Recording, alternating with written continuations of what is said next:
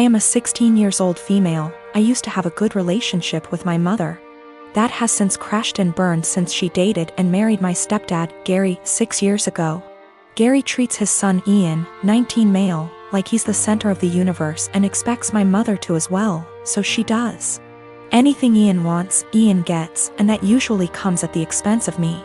Ian wanted my room when they moved it. I was forced to go to another room to make the transition easier for everyone. Ian wanted a car for his 16th birthday? I didn't get braces for another year. Ian wanted to go on an expensive trip for spring break? I had to give up volleyball to make it happen. Ian wanted to have his side of the family over? I was expected to find somewhere else to be, since I wasn't family. My mother just went along with all of this and acted like it shouldn't affect me at all.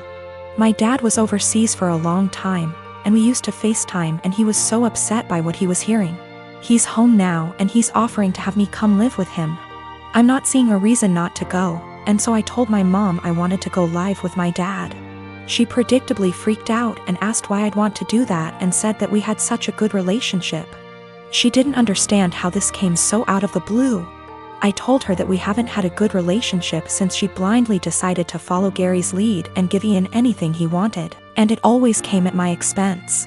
My mom tried to argue, so I said I also wanted to leave because she let them kick me out of my own house because I wasn't family. So I was going to go live with someone who was. My mom started crying and said she wouldn't let me go. So I told her that my dad was willing to go to court over it and I was old enough to be able to say where I wanted to be. She's been a crying mess since I told her, and Gary is being a jackass about how awful I'm being. He was. ING at me about how terribly I'm treating them and how I'm not thinking about them at all. I asked why should I. He never thought of me when he was taking things from me to give to his kid. I said let's face facts here, you don't care about me, what you care about is losing the child support you spend on your son. He sort of went slack-jawed and I walked off. My dad said my mom called and threatened to take him to court, so he said he'd see her there. Now she's panicking because she realized he is planning on taking her to court over this. Mom and Gary of course think I'm the asshole for making things hard for everyone. But my dad and grandparents say to leave and never look back.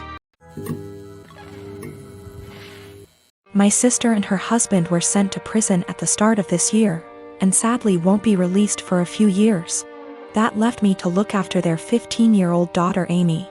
I was perfectly happy to do this, but as most of their wealth was seized for being ill-gotten, it's meant that I've been having to care for her out of my own pocket. Once again, this doesn't bother me, but it's meant massive life changes for the kid. Firstly, they sent her to a private school. I can't afford anywhere near those fees, so I had to transfer her to a local school. She was upset at this at first, but she quickly made friends and is excelling academically, so this isn't a huge problem. She's been off school for the last few months anyway due to the situation. A bigger problem is clothing. Like my sister Amy loves fashion and designer stuff. She's still got a lot of stuff that her parents got her, but she's always on the lookout for new clothes. Unfortunately, I can't afford anywhere near the sort of stuff she likes. And I also have 2 children of my own whose clothing I have to pay for. I have told my sister this, but she insists I should make allowances because her daughter is going through a tough time. Amy also really doesn't get along with my daughter Hannah, who is 11. She bullies her, calls her stupid and ugly, tells her none of her friends really like her, etc. She has made her cry on many occasions and often continues to taunt Hannah while she cries. Yesterday I caught Amy trying to buy a dress costing over $1,000 with my card. I was fuming and had a long conversation with her. She cried and sobbed that she just wanted one nice thing. My sister called from the prison, and Amy cried over the phone that she hates here and I treat her unfairly.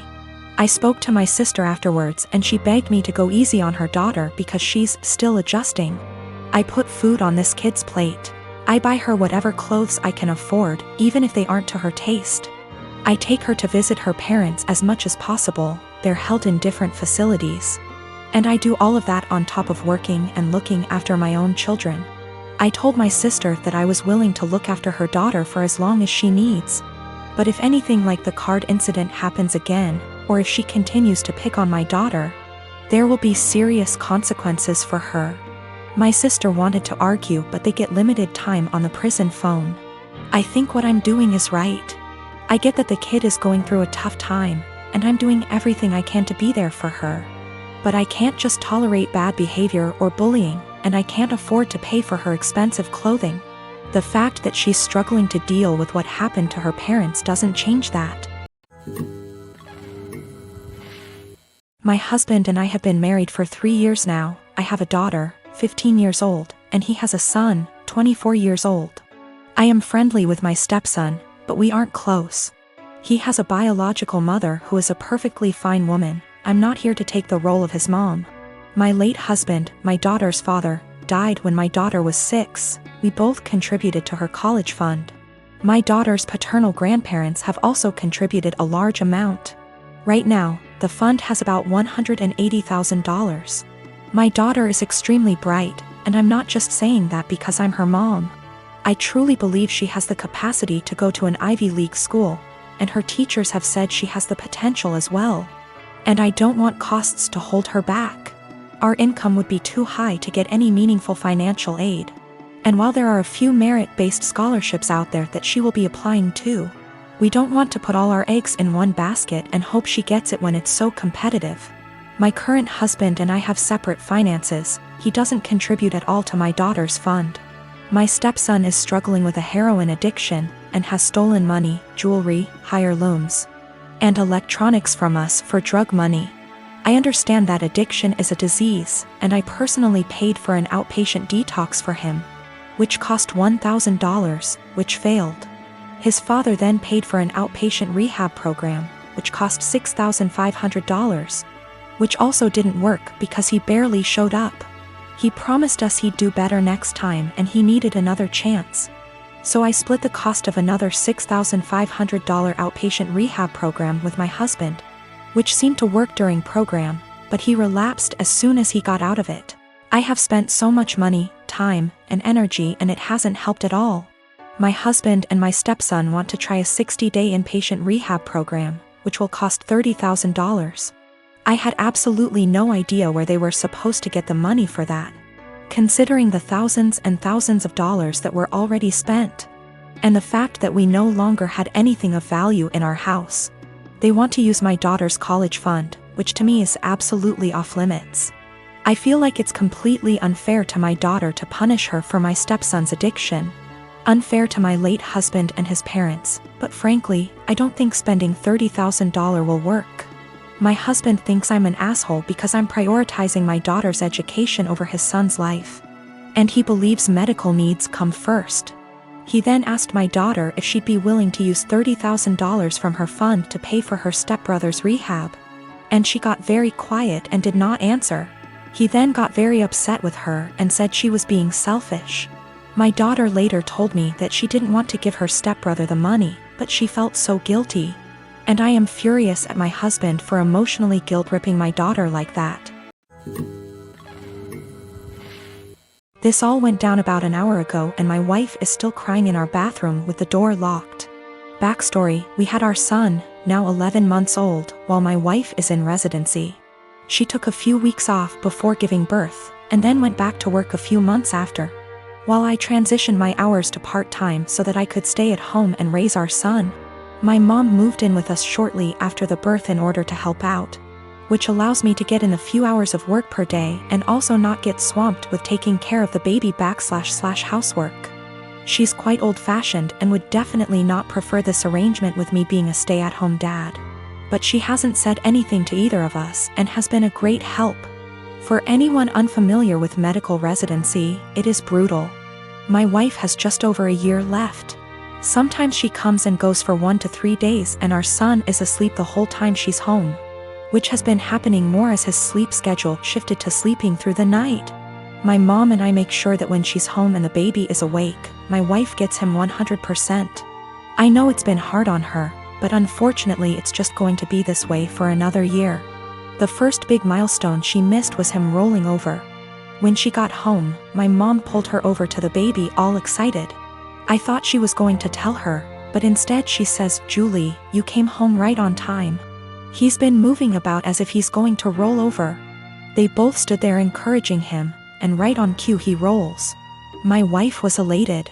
She was so worried and guilty about not being there, and she took it as proof that she can still be a present mother while working. So we continued. I send texts over little things she misses through the day so that it's not completely unbelievable. But my wife has been present for every single big milestone. He coincidentally started crawling with her right there. His first words were in front of her, and he began standing, cruising, and walking when she happened to be home. The walking one was difficult. There was a tough 7-day stretch where she just wasn't home during the daytime when he was awake. And his walking went from teetering to walking a couple steps pretty confidently in that time. We put little beanbags in one of his pants pockets so he'd be wobbly and unbalanced, and it looked believable, since he fell after the first step like he was doing a week ago. Yes, it was mean to our poor son, but my wife's face was worth it. Today it all unraveled.